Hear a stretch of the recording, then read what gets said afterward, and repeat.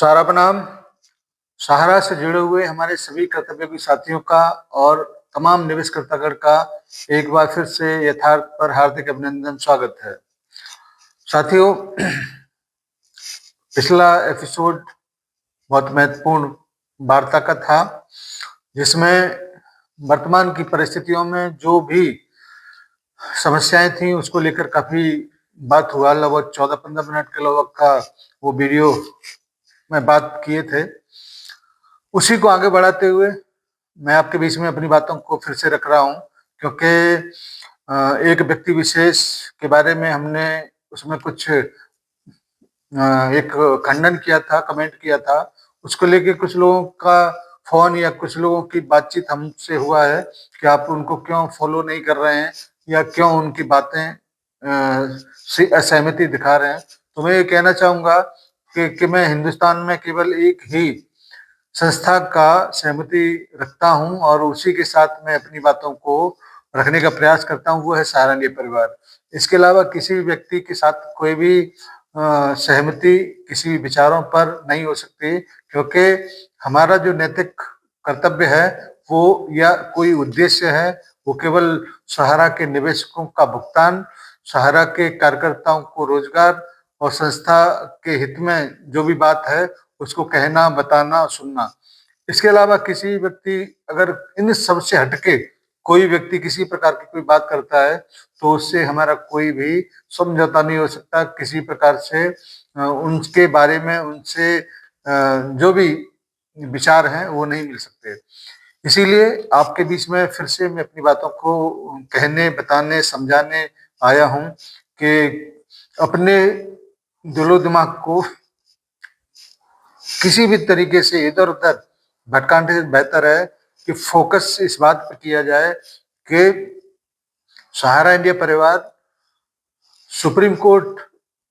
और जो भी विवाद है वो कब निपटेगा और सहारा से भी और सुप्रीम कोर्ट कब इस बात पर चर्चा करेगा। यानी कि जो भी सुनवाई अब आने वाले समय में होगी वो बहुत महत्वपूर्ण होने जा रहा है, क्योंकि पिछली हेयरिंग जिस प्रकार से हुआ था उसमें आपने देखा होगा कि सुप्रीम कोर्ट में इस बात को कहा गया कि इसमें कुछ प्रॉपर्टियों पर विवाद है और केंद्र सरकार के माध्यम से ये दिशा निर्देश सुप्रीम कोर्ट की तरफ से मिला है उन्हें कि इस पे जितने भी प्रॉब्लम है समाधान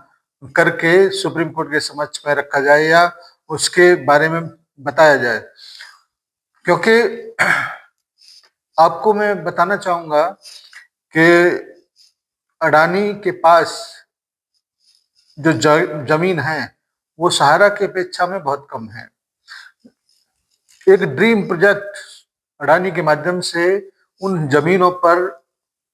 होना है और ये निश्चित रूप से एक बड़ी बात होगी, चाहे वो होटल्स की एक श्रृंखला हो, चाहे वो एक टाउनशिप को डेवलप करने की बात हो, चाहे वो किसी प्रकार की बात हो। क्योंकि आज सहारा किसी वजह से कुछ फंडिंग की वजह से फंसा हुआ है तो अपने जो भी महत्वाकांक्षी प्रोजेक्ट हैं वो नहीं कर सकता, क्योंकि वर्तमान में क्या स्थिति है ये तो आप अच्छी तरह से समझते हैं और इस बात को भी आप अच्छी तरह से समझते हैं कि वर्तमान में निवेशकों की डिमांड या कार्यकर्ताओं का जो डिमांड है वो भुगतान को लेकर ज्यादा है और इन सबकी व्यवस्थाओं को करने के लिए फंड की जरूरत पड़ेगी और फंड एकमुश्त तभी आ पाएगा जब कोई बड़ा डील बनेगा। इस बात को भी आप लोगों को समझना बहुत जरूरी है कि अपने दिमाग से ये बात जो निकाल फेंकिए कि सहारा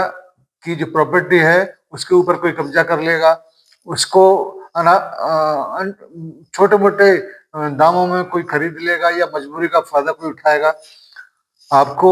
याद दिलाना चाहूंगा कि सुप्रीम कोर्ट की निगरानी में ही ये सारी बातें होनी है और सुप्रीम कोर्ट कोई गांव की, कोई नगर की, कोई नगर पंचायत तो है नहीं कि उसके समक्ष हम लोग कैसे भी करके अपनी बातों को रखेंगे तो कोई फर्क नहीं पड़ेगा। जब किसी बात को रखने के लिए हिंदुस्तान के टॉप जानकार, चाहे वो रियल एस्टेट से हो, चाहे वो फाइनेंशियल इंस्टीट्यूशन से हो, चाहे किसी और जगह से हो, वो जब सलाह करके एक एफिडेविट का निर्माण करते हैं और इस बात को इंडिकेशन देते हैं कि ये जो डील है इससे बेहतर डील अन्य किसी जगह नहीं मिल सकती, तो निश्चित रूप से इसमें सहारा का फायदा है कि एक मुश्त कहीं से रकम आए तो अपने डिपॉजिटर्स, अपने कार्यकर्ताओं को, अपने जितने भी लेनदार हैं उन सबको एक साथ एक मुश्त देकर वो अपने दामन पर लगे हुए कलंक को मिटा सकें। जो सहारा श्री जी के द्वारा कमेंट किया गया था कि हम पाई पाई का भुगतान करेंगे, एक एक दिन की ब्याज का भुगतान करेंगे, इस प्रकार की जो कमिटमेंट है उसको करने के लिए ही इन सारी बातों को किया गया है। और आने वाले समय में जब इसको लेकर कोई बात होगी, कोई दिशा निर्देश सुप्रीम कोर्ट की तरफ से जब मिलेंगे तो स्पष्ट तस्वीर क्लियर होगी। वर्तमान में तो किसी भी हालत में किसी को भी सहारा और अडानी का जो डील कितने लाख करोड़ का हुआ है इसके बारे में इसका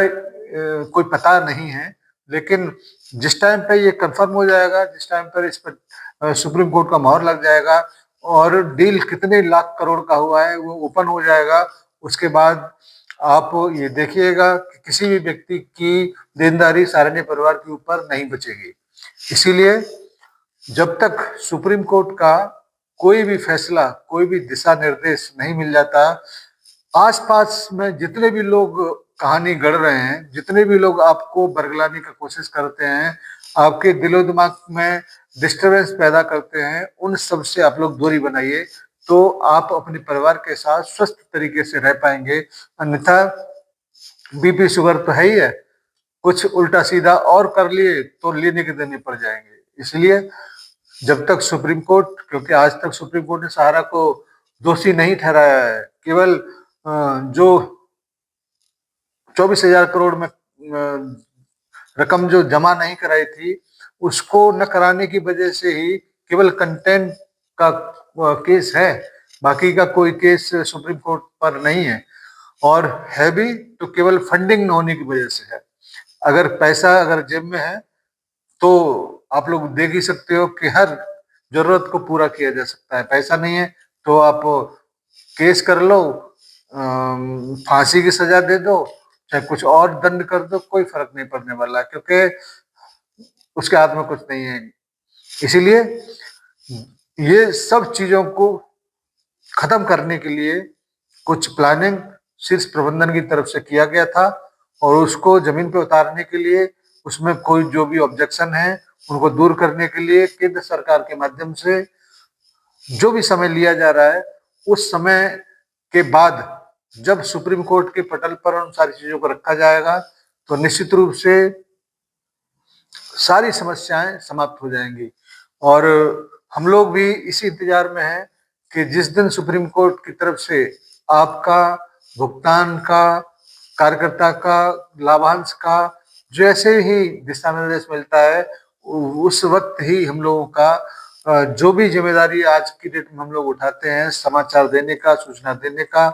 उन समाचार देने की जिम्मेदारी से, सूचना देने की जिम्मेदारी से हम लोग भी मुक्ति पा लेंगे। धन्यवाद आज के इस छोटे से अपडेट के लिए कि आने वाले समय में जो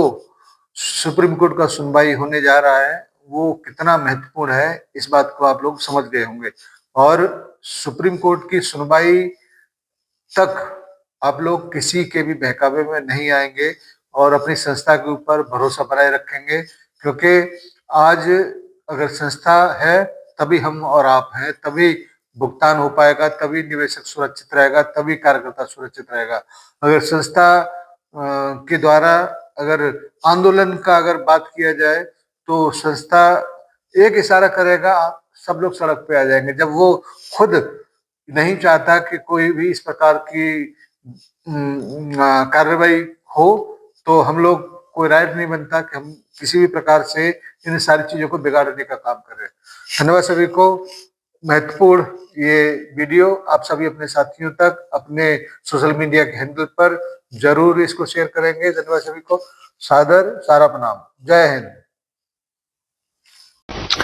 शुरुआत तो ये पूरी कहानी 2005 से हुई। एक बड़ी लंबी कहानी, लंबी मतलब शॉर्ट में। अगर हम गलत नहीं हैं तो वो आपका पत्र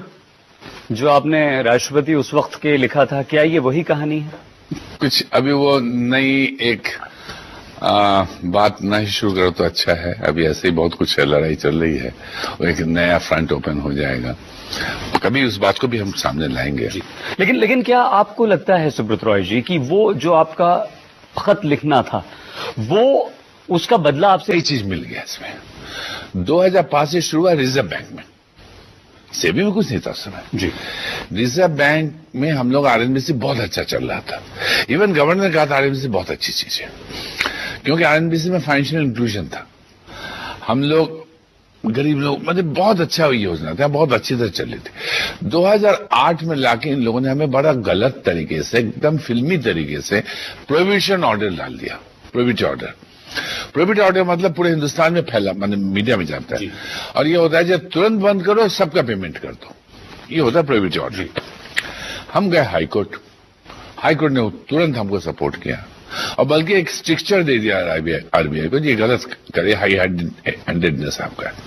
ये भाग के नेक्स्ट डे सुप्रीम कोर्ट हमको सपोर्ट कर दिया, तो उनको प्रोहिबिटरी ऑर्डर विथड्रॉ करना पड़ा।